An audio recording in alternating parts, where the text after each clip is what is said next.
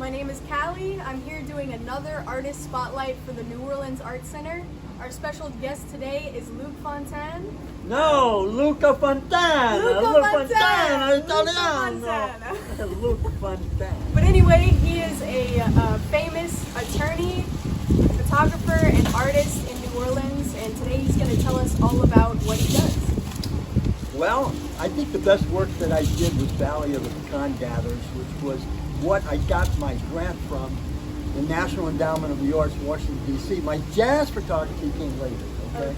And I just fell in love with the concept and the idea. As a civil rights lawyer, I represented a lot of Afro-Americans in the city of New Orleans, and I started seeing the beauty of blacks in the rural South connected to nature, and I was starting to get into the environmental movement, which Save Our Wetlands at the time, so everything seemed to gel together. Being an attorney, as a civil rights lawyer, contact with a lot of Afro-Americans, being in the environmental movement, seeing the beauty of blacks in the rural South, and that's why I got my grant from the National Endowment of the Arts, Washington, Wow.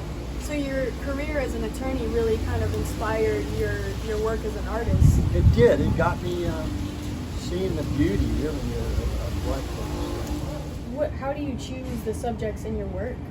Well, I just used to take off on the weekends and just head out to the country, and it seems like sometimes that God was somewhere saying, here you are, here's Clementine Hunter. So Whoa. You would see somebody and you would get kind of like a vision, or... Yeah, and I'd go and ask for their permission to photograph, and I seem to have had a unique way to get people to let me photograph. Yeah. So I understand you met Clementine Hunter. I did. Can you tell us a little bit about that?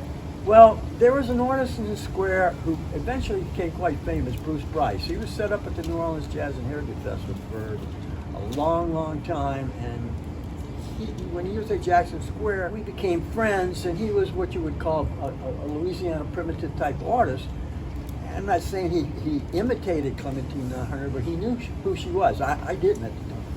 And he sent me to Melrose Plantation and Cane River Road outside of Natchitoches to find her, and it was a great experience. I got to interview her, not only with my camera, but also audio. Tina and Herman has the audio, and if anybody buys one of my Clementine Hunters, I'd say get the audio too, because that's free, that's lanyard. For those of you who don't know, Clementine Hunter was a black folk artist from the Cane River region of Louisiana. She started her art career around the 1940s when her family moved to the Melrose Plantation.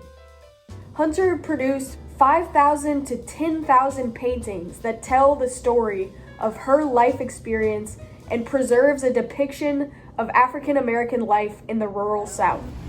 I remember saying, Clementine, do you have any paintings for sale? And I always thought she said, yeah, they're $75, but I went over my notes. They were like $35. I said, well, I'd like to buy one. And she said, well, Miss So-and-so up in Monroe just buys everything I paint. I just don't have any more right now. So I got it and a Clementine Hunter for $35. Well, that's all the questions that we have today for Luke. If you want to check out his work, it's at the NewOrleansArtCenter.com.